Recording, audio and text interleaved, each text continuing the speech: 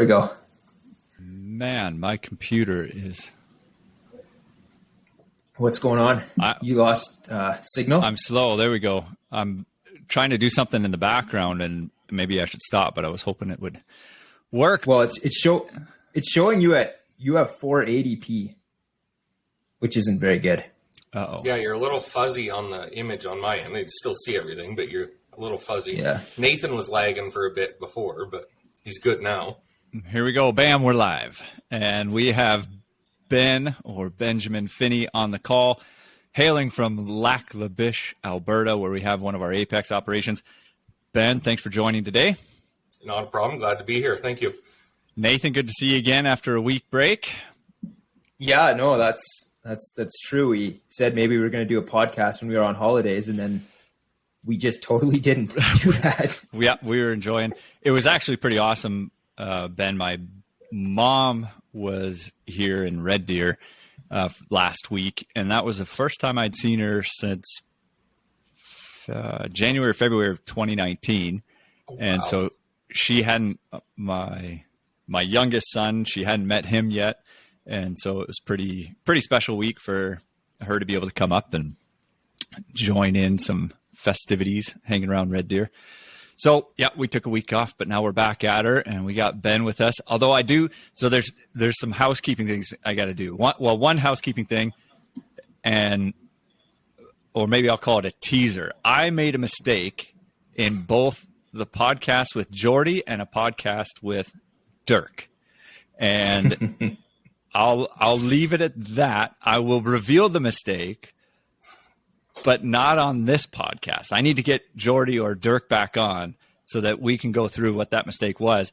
If anybody listening wants to, you can shoot a note or a comment or a text to me, phone call, email, whatever. And if you know what that mistake was or is, Nathan will give you, I don't know, $10 or something. Yeah. Timmy's gift card for $5. There you go. No. Yeah. I probably made a bunch of mistakes, but I have a very specific one in mind. Okay. So we'll see if anybody can come up with that. And so that's one housekeeping item. The other one is, when we were talking to Jordy, we were saying how early days, North Dakota, Williston, people were sleeping in the Walmart parking lot. They were sleeping in the... Did you listen to that one, Ben? Yeah, I did. Yeah. And so it was crazy in Williston at the time. So I get off the podcast with Dirk. I'm driving across the border. I get across the border. I'm going, okay, I'll just see how far I can make it into Alberta before I get too tired, because I didn't leave Williston until about 5 o'clock in the evening. I get to Medicine Hat at 12:30, midnight. And I'm going, it's Medicine Hat, big city, bigger city. I'll have no problem finding a hotel whatsoever. And I knew instantly, because there's a couple hotels on the outskirts of town coming into town, I knew instantly this was a mistake and that I may be out of luck. So I pop into a hotel. They're completely full. I call 3 or 4 others. They're completely full.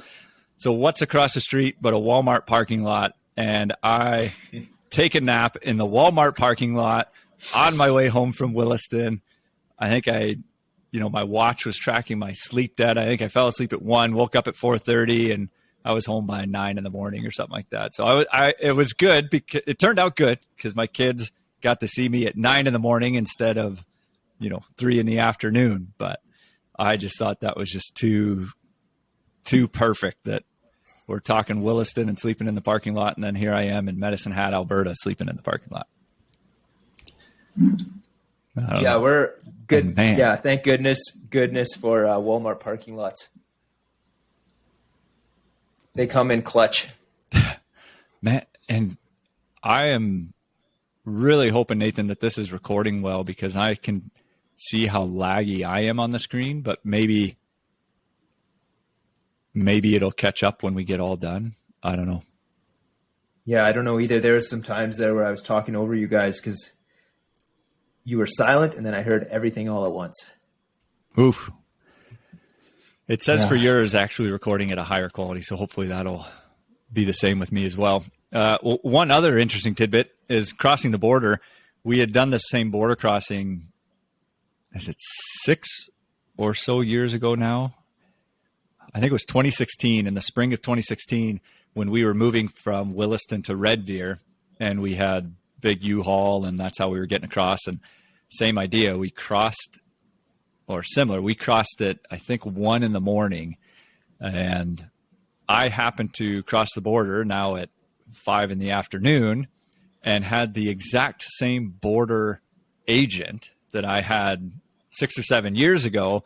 And we had struck up a conversation with him, and we had some things similar in common. And so I looked at him and went, oh, man, I think I know you.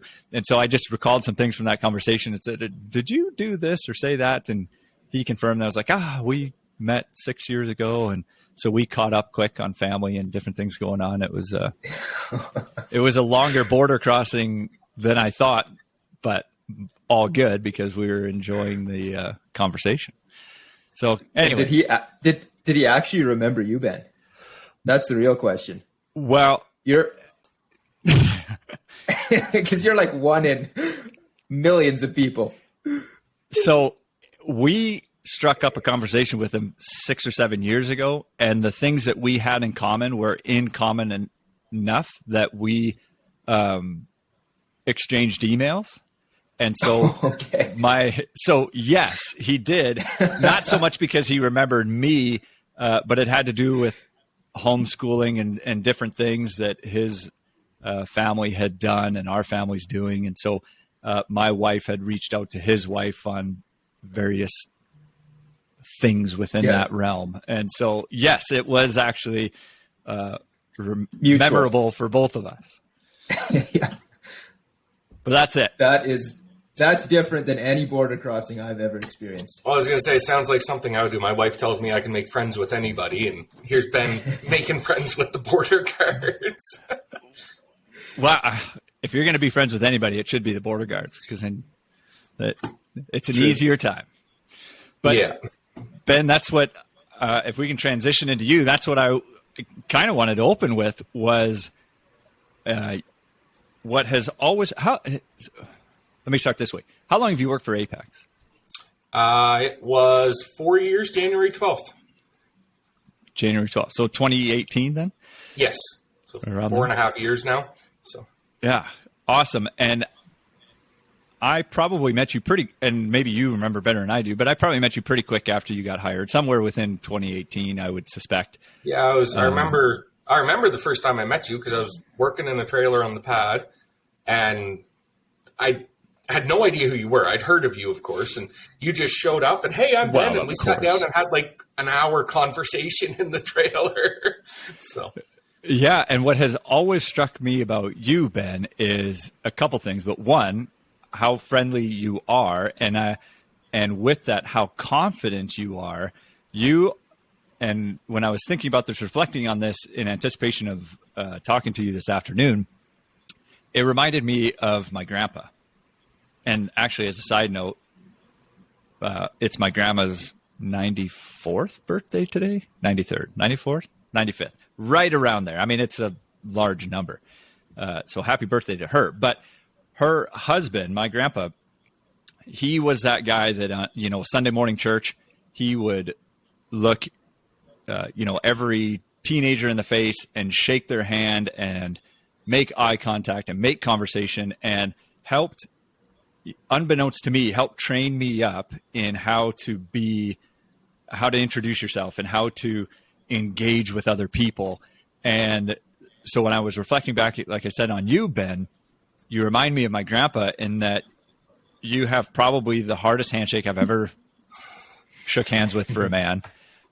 And you could put me on the ground, and you don't release quickly. Like you are, is it right to say atypical? No, not atypical. Anyway, you are that guy who comes up, shakes a hand, introduces himself, looks you in the eye, and then is friendly and enjoyable to be around and be with and to have a conversation with every time.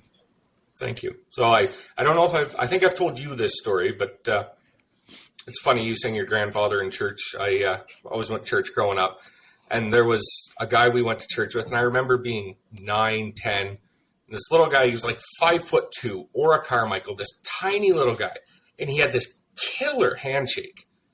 And so every Sunday he'd come up and shake my hand, and he'd tell me, "You got to put a good handshake in. Nobody wants to shake a limp noodle, you know." So every Sunday morning, it got to be this thing where, we'd be standing there just squeezing the crap out of each other's hands, seeing who could outpower the other one. So, and he had been a salesman his whole life, so he understood the power of a good handshake, I guess. That's what I'm trying to say. So, so that's always stuck with me, I guess. So I always try and, I've collapsed more than one hand anyways. Yeah, you should be careful. Yeah, when I shake a woman's hand, I'm real careful. So, or Nathan's. Yeah, or mine. I don't know. I don't think he's careful on me, man. He's yeah. You don't want to give him the satisfaction of letting him know it hurt. But here we go. Yeah. We finally let him know. No, the truth comes out. I let him know. I tap out first. I tap out first every time, every time.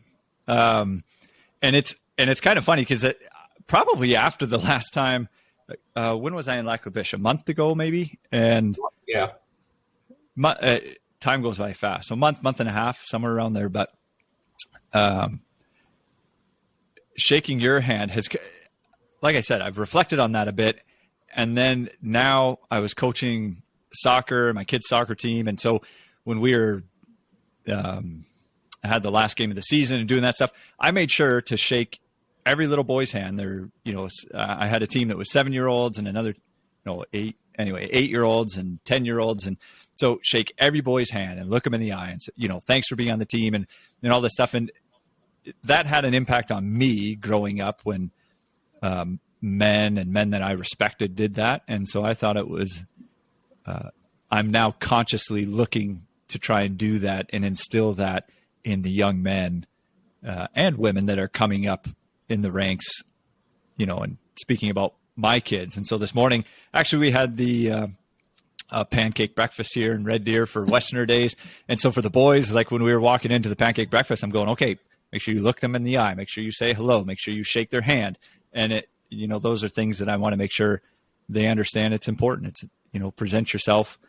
You can't make a first impression twice. So exactly. Try and make that well. So that's my Ben intro, because you have always struck me as a kind, but very confident person. And sometimes we're missing that, but certainly not out of you. Thank you. Ben, we've often started, and why don't you share, where did you grow up? Where do you come from? Just some basic stuff. Where did you grow up? Where did you come from? Grew up in a little town, Hartland, New Brunswick. Our one claim to fame is we have the world's longest covered bridge. People come, they see the bridge and leave. You always try and hit about 10 tourists a summer because they're standing in the middle of the road taking pictures. But I grew up there. Was there till I was 19, I guess. Left, did a little stint in. Mom was adamant I was going to college, so I went to agricultural college, did a semester there, figured out that wasn't for me, and then bounced around farming and logging. In fall of 2010, I came out here for the first time, and then went back home for a year and a half, and then summer 2012, I came back out and haven't looked back since.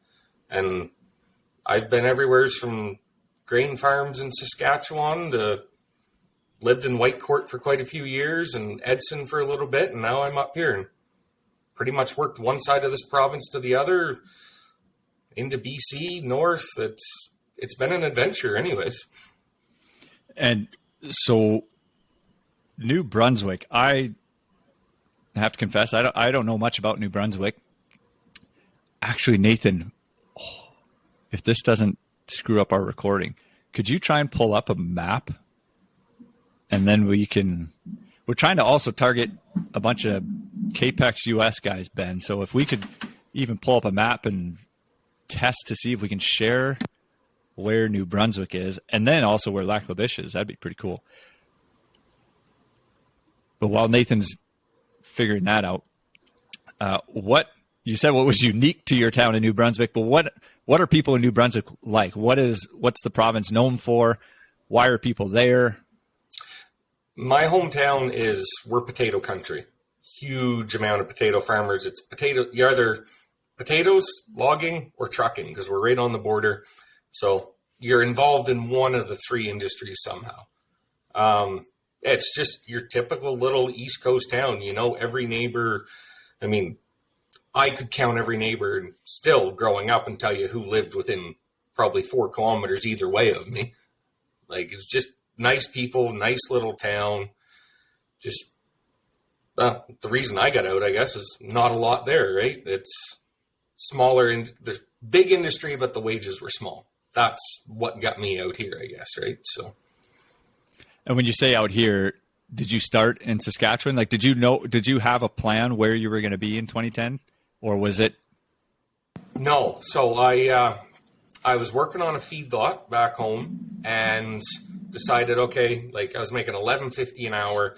Just, I want something more for myself. So I had logging experience, and that was, okay, if I'm going to come to Alberta, it's getting on wintertime. That's the logical place to try and go.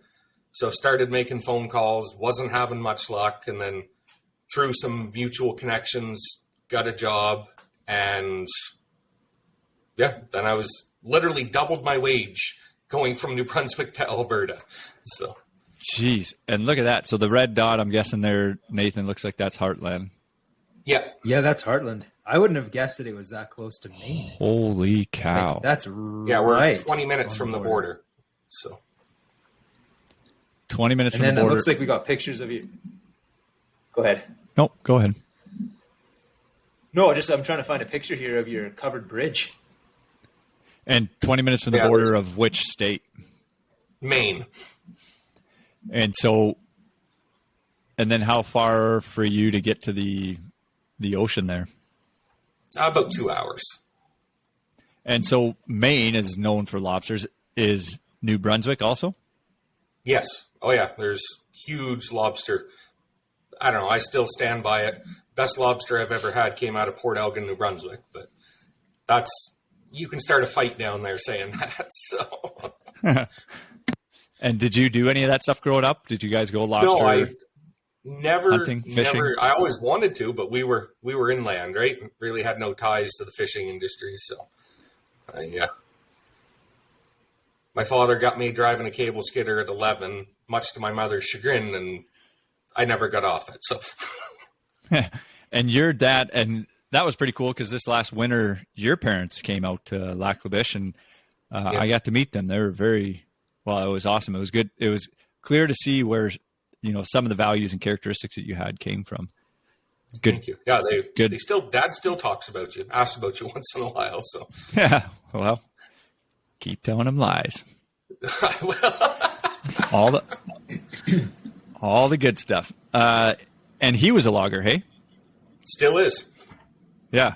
And so that's how you got your start in logging, but then you were on a feedlot prior to coming here. Yeah, so I grew up working with him and then was farming mixed beef operations, beef crops, did some dairy farming in Nova Scotia, and then that was when I was going to, I did my semester at agricultural college, and then that ended, moved back to New Brunswick, into southern New Brunswick, worked on the feedlot, and I had enough of the low wages, so then went to Edson, ran skidder there that winter, and then came back, got trained on a processor, worked there for another year and a half, I believe it was, and then said, well, I kind of wanted to go back farming, so had an opportunity to go to North Battleford, Saskatchewan, and then went there for harvest, and harvest was over, and so I had a friend in Whitecourt who had called me up out of the blue, said, hey, my boss needs guys. I said, well, I'm here. I didn't have a vehicle with me because I drove out with somebody else, and he was going back to New Brunswick. So I called his boss, and he said, no resume, no nothing. I said, hey, this is what I can do. He said, can you be here tomorrow? I said, well, I'll have to take the bus. He said, then Josh, this other guy, he said, well, he's broke down right now. He said, I'll send him back to town. He'll be there in like 8 hours to get you. So, and then bounced around a few different jobs, mostly logging and Whitecourt, and then met my wife, and then moved up to Lac La Biche for her, and trucked for a year up here, and then started with Apex. So that got me here anyways. So. And trucking, what kind of truck what were you hauling? Oil field stuff? Yeah, it was mats, freight, pipe, equipment for a local company here in Lac La Biche. And winch truck, or was it just a little bit of winch, but hauler? Mostly winchless work. Yeah. So, yeah. And when you got hired on in Apex, what were you hired in to do? I started on the winter project, babysitting light towers.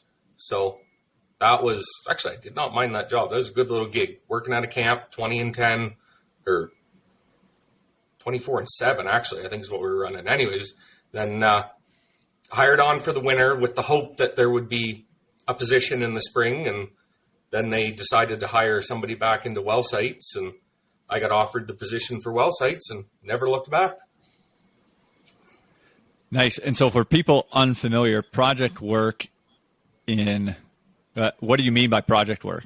What's that? So your winter core holing. So it's all your exploratory work, because we have our wonderful muskeg up here that you can't access that when it's not frozen.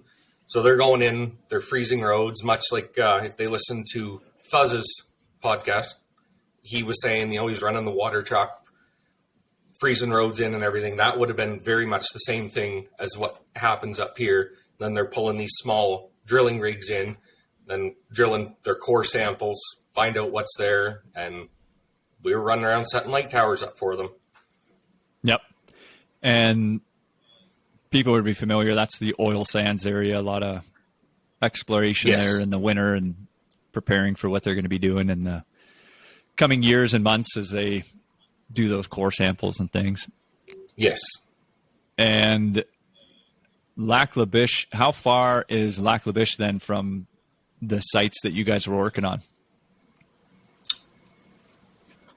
In the wintertime, I go as far as 6 hours to the back of the Lewis project. I call a 2-hour drive a close drive. Most places are hour and a half, 2 hours minimum. And like I joke Fort Mac is my second home in the wintertime, because it seems like, well, I was there 3 times last week. I mean, it's a haul. Lac La Biche being one of our furthest north branches, and then Fort Mac and the surrounding oil sands area is even further north than that. Yeah. Yeah, so we had actually way up there. Yeah, we had actually bid a job. It never ended up going through. It was 2 winters ago up in, I think they call it Telephone Lake. And that was 14 hours one way. So it was 4.5 hours to the end of the pavement, and then another 9.5 hours on ice roads into this location. Ooh. Yeah. That's a haul. Yeah. And would you still be within Alberta going up there? Yes, that was straight north. Yeah, that blows my mind how far north Alberta goes. You think you've hit the end of the road when you get to Fort Mac, and then it just keeps going north. Yeah. It doesn't end. Yeah, it's wild. Yeah, so it's insane. It's kilometer wise, if you had pavement, you probably could have done it in about 7 hours. But yeah, we all know what ice roads are ice roads. You don't go very fast. So. Yeah. And then you said you work in well sites. To anybody outside of Apex and Capex, that probably means nothing. So what does that mean that you work in well sites? So mobile accommodation trailers, we've got our mostly 2 and 3 man sleepers and our office trailers, all skid mounted, mobile, winch trucks, move them around, and I keep them running. I call myself a glorified maintenance man most days. It's what it feels like some days, but it's a good job. I do really like it. It's lots of variety, which I do like. So, yeah, and easy enough to kind of Google these and see what they are. But 12, 14 wide, 60 feet long. Exactly. Yeah. If you're sleeping guys in them, full kitchens, and like it's just a house, skidded house, and Like a 1-bedroom apartment, basically. Yep. Or a skidded office and multiple computer stations and everything all set up. So yeah. And then, so what, maybe you kind of already answered this to some degree, but what then is a typical day look like for you? Or maybe a typical week? What can that look like for you? Yeah, right now in this season. Right now we're, we're having the busiest summer I've ever seen. I think we're running 53 working in the field right now, which that's usually our winter numbers. But, typical week, I'm probably going to have 1 or 2 service calls, service some trailers on the pad. We're pulling them in. They're coming in. They're completely tearing them apart, check everything top to bottom, get the cleaners in, go through them, wash the outside, make sure it's top notch, ready to go back out the door. And then, last week I had 2 slow weeks before that, just service call wise. And then last week I said all hell broke loose because I got a phone call Sunday night that 7 trailers got power surged with 600 volts. So that was Monday and Tuesday dealing with that. And it, last week was interesting anyways. And what I love about our, kind of this side of the business, because we, primarily 2 sides, the solids control side and the Wellsite accommodation side. And what I love about this side of the business is it's the very personal side of what we do. Because this is, these guys, you said, your early schedule, 20 and 10, that's not an uncommon unit, trailer, schedule. I don't know that guys would be able to work much more than that in one hitch, although I know we all know that they do. But you're living half your life, half your year away from your house, away from the comforts of home, and you're living in something that we're providing. And so it's the very personal side of our business. And I think to your credit, all the qualities that you have, the characteristics that you have that we kind of highlighted earlier on, go really well because this is these guys' home. They're living in this thing for 20 days. They're living and working out of the same. There we go.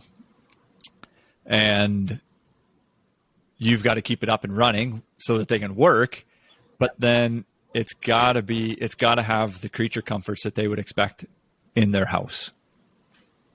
Exactly. And what is it that,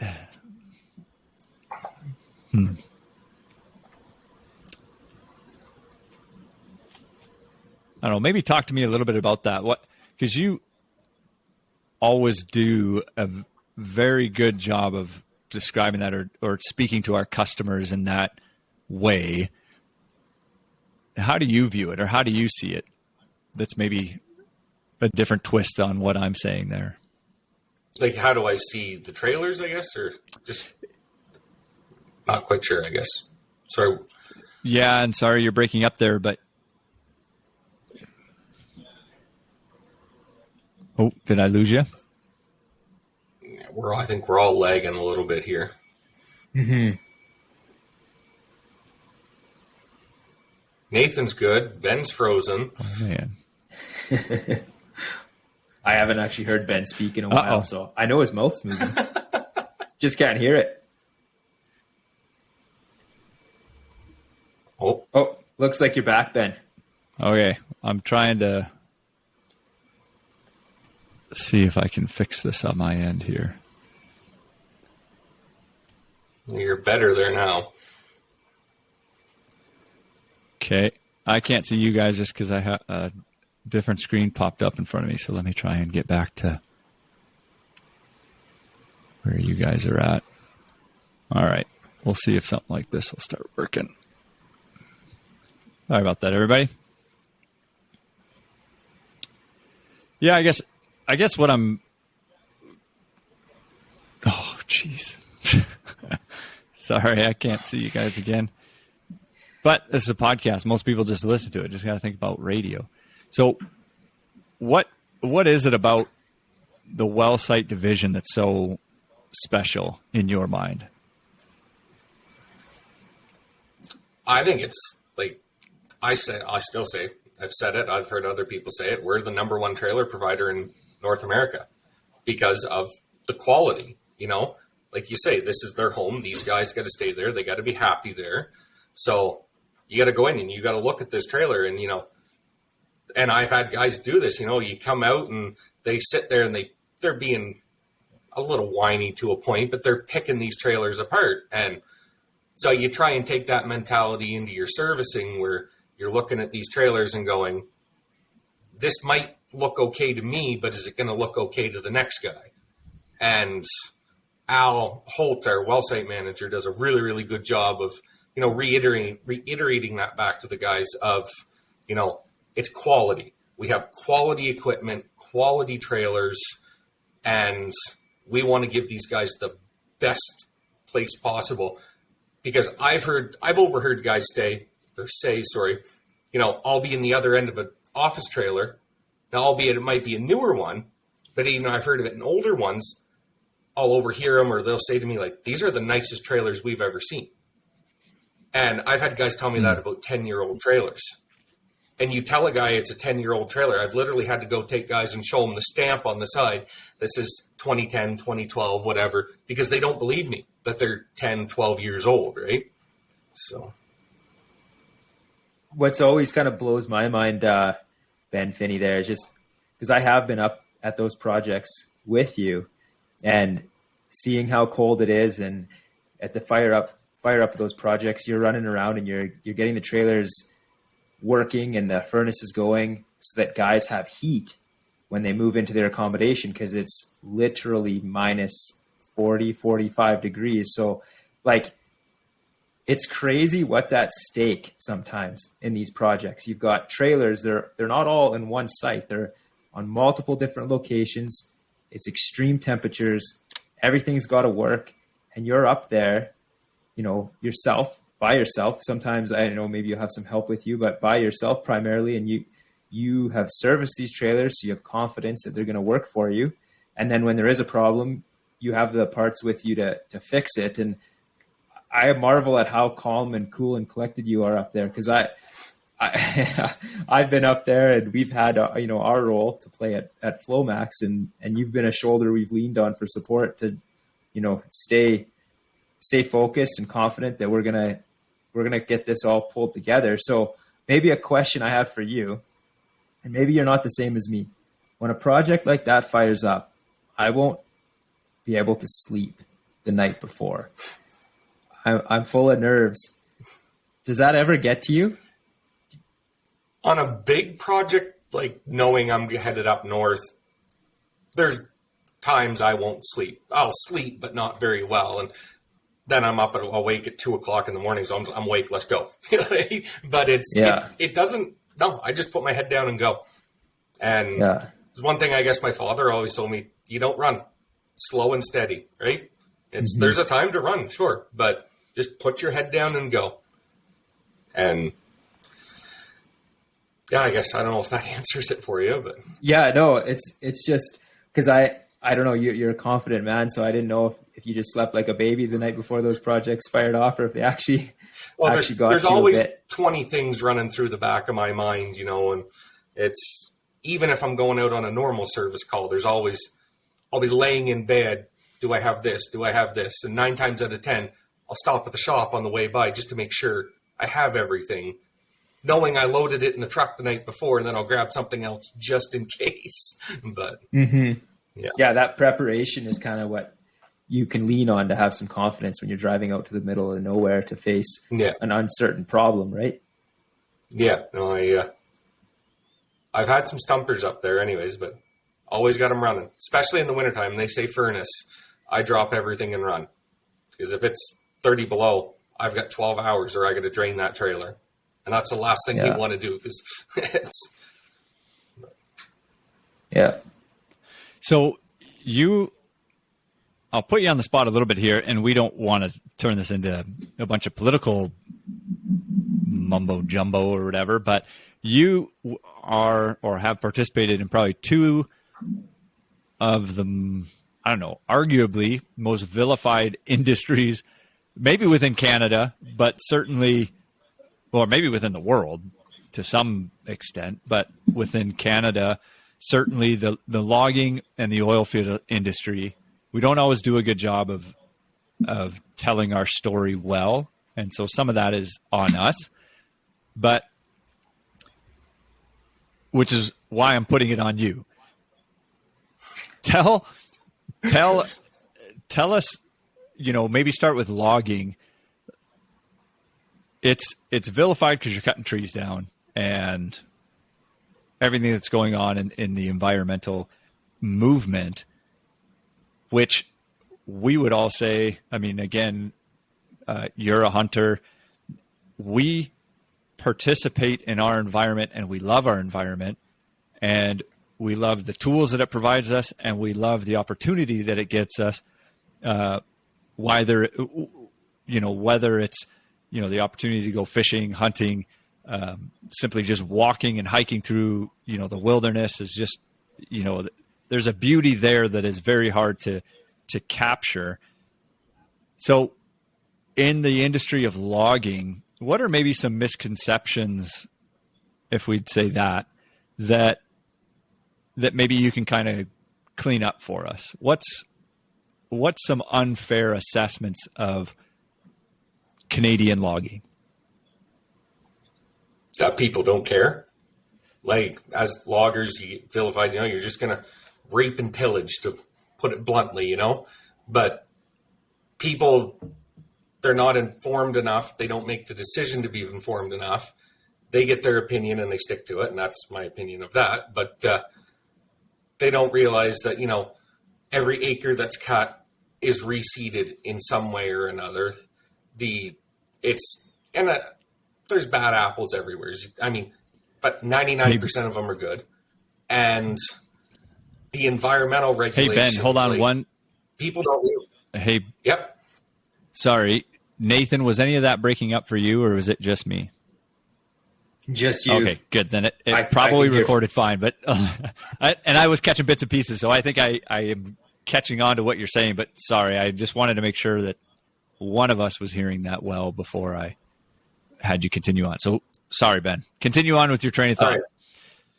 So I wish people were more informed, and there's more of a push by the industry, logging and oil field, to inform people. But they say they just go in and they clear cut, which they do to a point, but every acre they cut is getting replanted, let alone you're tracking every ounce of oil that goes into that machine. And if you buy a pallet of hydraulic oil, you have to track where that went. So you blow a hose, you're sitting there trying to figure out how many liters just went on the ground. Am I cleaning? Well, you're cleaning it up, obviously, but is it a reportable spill? Is it non-reportable? It's stuff like that. They vilify the industry, and it bugs me. Actually, it really does bug me. And like I said, I don't want to turn it into anything political because it doesn't really matter what side you might fall in on. But I think it's important that we try and tell our side, or the version of the story that we get to experience, because nobody's out there. I've not been in the logging community, but certainly not in the oil field community. We're not out there going, yeah, we want to destroy the earth. We're trying to provide a service because people have asked for it and they want these products. And I think if you can try and just simply regulate the industry, but until people change their mind that they don't want to, carry a cell phone around or drive in a vehicle or fly, then you're going to require some of the resources that we can provide. And so, I think it's important that we try and speak to our story a little bit. And you happen to be in two industries that need to do a better job of telling their story, because we don't always do that. And certainly the logging, what is it about driving a logging truck that they have to go so fast? Because that's probably one of the things that even I've encountered logging trucks that, why are they going so bloody fast? They're paid by the ton. Every ton that hits the mill, that's the only way you're getting paid. You're not paid by the hour. So that's why they go so fast. But they end up shortchanging themselves because they pay on a ton / cycle time. So they calculate that ton rate on, if it's a 3-hour round trip, that's low, but from the loader to the mill back to the loader, well then if they're running too fast and they cut that cycle time down, then they cut their ton per hour rate down and they just shoot themselves in the foot anyways. So it's yeah. Trust me, I ran loader for a while and dealt with that lots. It's, guys, slow down. There's no reason to run so fast, so hard. Like, you're gonna make 5 extra cents to spend 20 in fuel, right? So it's funny that you kind of put it that way, because the way that we incentivize people is going to provide us the result that, well, the result we get is based on the way that we incentivize people. And if you want a different result, then I think you have to provide a different incentive. Oftentimes, or maybe sometimes. I'm not a very smart man, so who the hell knows what I'm talking about? But we consider that a lot within our organization, is what's the end goal that we want to achieve and how do we achieve that? And oftentimes we have come to a different conclusion on either how we should pay people, treat people, schedule people, because of just exactly what you're describing. If you want people to be safer, well, then you have to incentivize safety and not speed. If we want people to appreciate the product we're providing, well, then we have to appreciate it through the quality in the way that we discuss it and the quality product that we provide. And maybe we'll get Lyle on to tell this version of the story better, but I know every time that I hired somebody when I was in North Dakota, there was a couple stories that I would always tell. And one of them was from Lyle, and he had shared this with me early on, and I think it was something that was shared throughout the organization frequently. But it was more or less, and excuse my language from time to time here, but I don't know that it adds to the story, but maybe it doesn't always take away either. But so if you have two vehicles and one of them is dirty, just looks like a piece of shit. I don't have to go on and describe the vehicle. Just looks like a piece of shit. And it's broken down. You have the exact same vehicle, but it's clean. The inside's clean. The outside's clean. It's something that you just admire. You go, that's a nice looking vehicle. And you take them into the shop because they're both broken down. Which one do you think the mechanic wants to work on? It's nice the clean one. It's 10 out of 10. It's going to be the clean one because he's got to go under that vehicle. And if he can see from the outside that it's dirty, if he goes under that vehicle, he just knows it's going to be dirty underneath there. And he's going to be getting dirtier than he already has to get as a mechanic getting underneath the vehicle. And so, those types of stories are things that that I would share with every new hire that we had, and why we put such a value. Every single one of our facilities has a wash bay in it. And our procedure, if it's broke down, or if a piece of equipment is going to break, inherently it will break. At some point it is going to fail. But prior to it getting into our maintenance shop, it has to go through the wash bay. And that's why our wash bay hands are so important, because we have mechanics that we value, we have equipment that we value, and we want those mechanics working on a clean piece of equipment.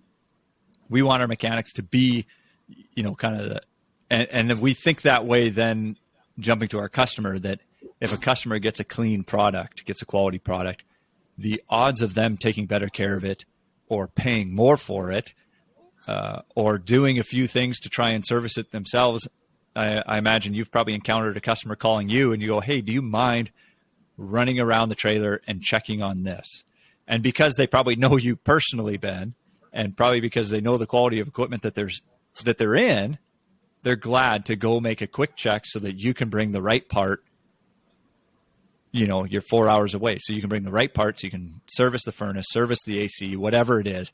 And I think those types of, stories and things that we tell and talk about, it's important for us to continue to carry that on and pass that on, because that's what we want to instill. And I think stories are some of the best ways. So it was kind of one of those things that Lyle had shared with me very early on in my journey with Apex and Capex. And one of those things I think it's always been important for us to continue to carry on in any format that we can, something like this now today.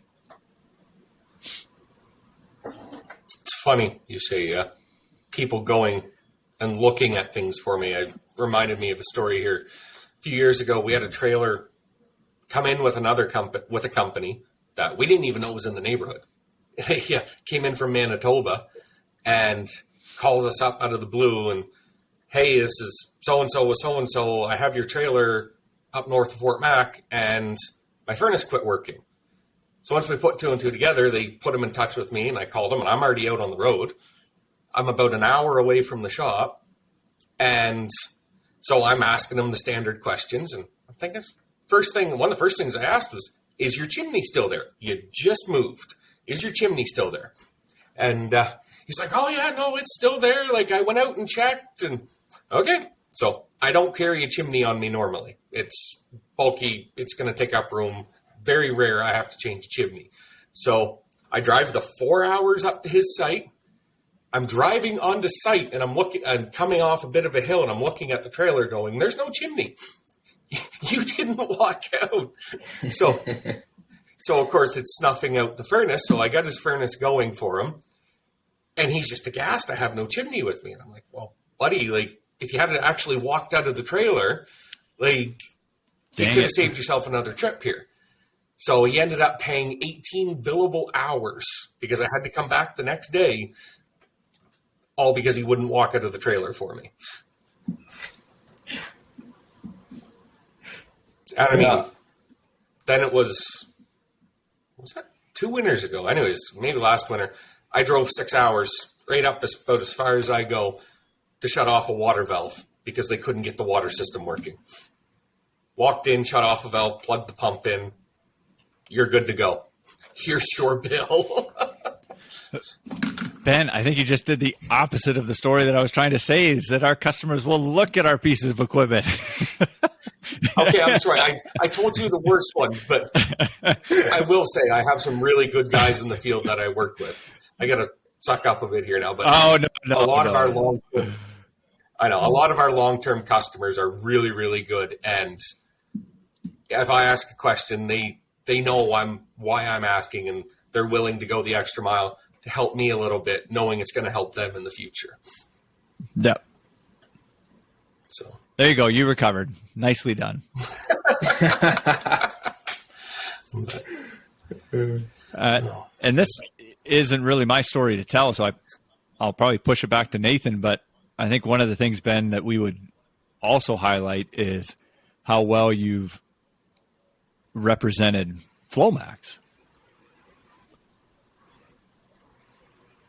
Yeah, absolutely. That was, I didn't know you too well, Ben, but it was a couple of years ago. I was just innocently sitting in my desk at Flomax at the office there, and I got a phone call from a number I didn't recognize. And it was from a consultant for a client that Apex was working for. And he's like, hi, are you Nathan? Like, yeah. You guys can provide sewage for us? Yeah.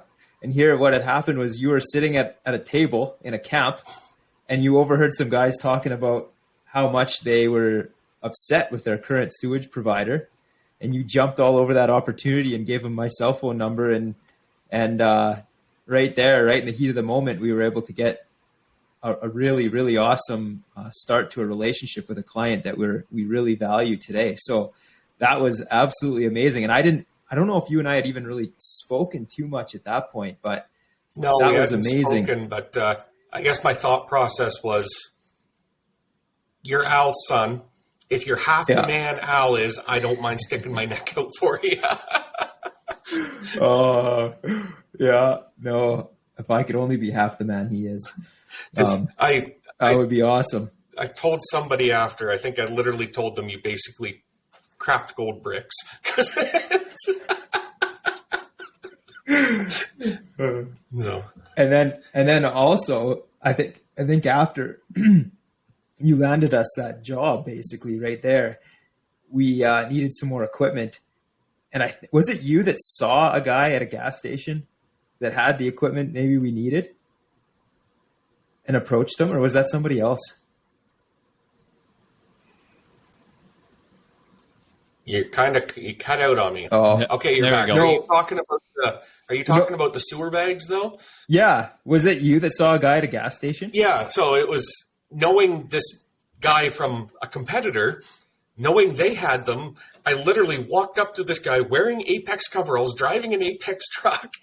So I was like, "Hey," I think I told him I wanted one for personal use. Might want to edit that out. But anyways, I said, where do you get these? I want to buy a new one. And he's like, well, I don't know where you get them, but call this guy in Medicine Hat. He's got lots and he knows where to get them built. And I remember calling you and you're like, how the heck did you get that out of a guy at a gas station? But it's incredible how much that helped us out because we called that guy up, and the next day I drove down to Medicine Hat, and he had this like sewer bags. He had a vac trucks for sale. We ended up buying his sewer bags and his vac truck. It was a really, really good deal. And that was all because I don't know what it is and the way your brain's wired, but you seem to see, you have a nose for opportunity and you know how to jump on it. And I really appreciate that you did that. And it just goes to show how just having your eyes open for an opportunity and not being afraid to step out, out of the normal interactions with people and ask questions and put your neck out a little bit, you can really, really make a big difference. And you did that. So that was really cool. And, is that who did you learn that from? Was that something you seen? I can't tell you who I learned that from. I've always been friendly, and it pays off, I guess. So. Yeah. No, that was cool. That was just the start. Then we got to actually go up and I got to meet you and work alongside you and see. And I will say you guys have done an awesome job on those projects up there. Like I have never once regretted telling them you crapped gold bricks. So. Oh no, appreciate it.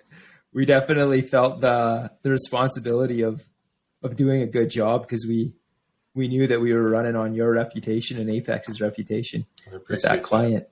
Yeah, that was amazing how that all came together and how quickly you reacted when you heard somebody having a negative experience and recommending them to us. That was so good. Yeah.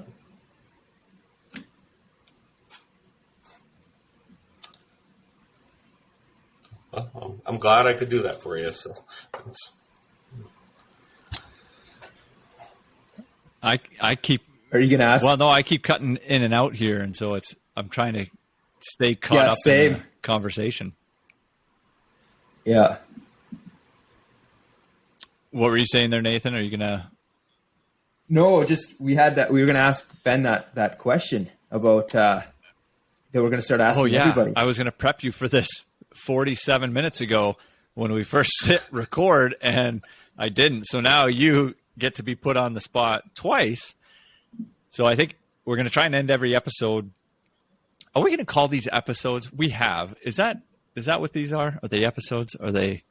I don't know. I think so. Okay. You heard it from Ben. They're episodes. So to kind of close out the podcast so that everybody gets a chance to answer. I did this exercise a number of years ago with some of our men in Ohio, and it was a really neat. I thought it was really cool, and it was just a simple question: what's one word to describe Apex or Kpex or Flomax or Compass or what one of the organizations that we have here? So, what's one word to describe Apex, and then describe that for us.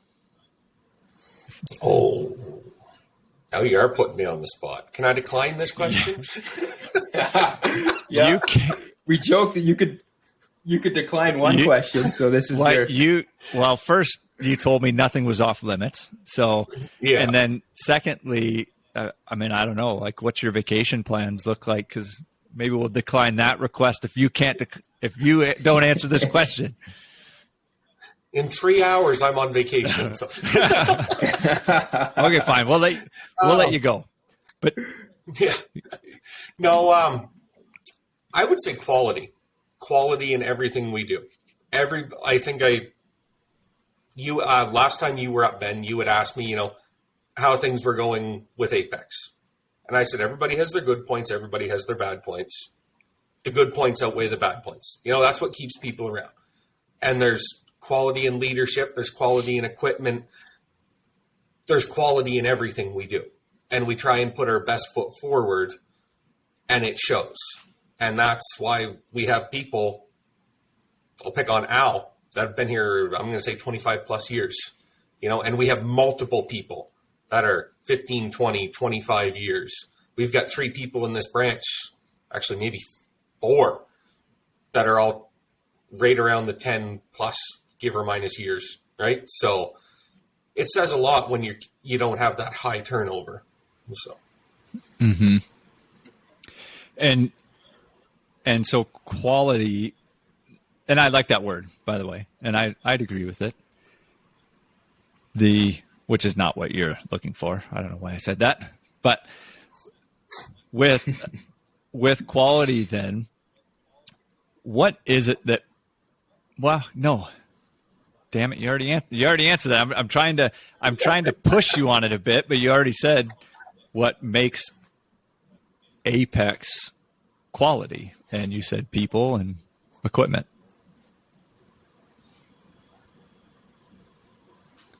So I don't.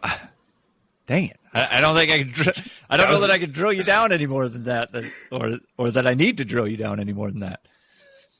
I just want to note I have Ben Schaefer almost speechless. I've never seen that before. Oh, believe me, I'm.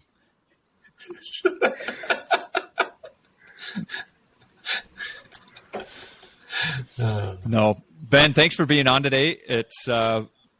It's been great from the time that we got to meet 4 years ago till today, and hopefully many years beyond. But I really appreciate you jumping on. Some of these early guys not knowing what they're getting into, talking to us yahoos on this podcast. But appreciate you coming on. Look forward to seeing you. And if you are off to vacation here shortly, then I am actually. So yeah. Then enjoy.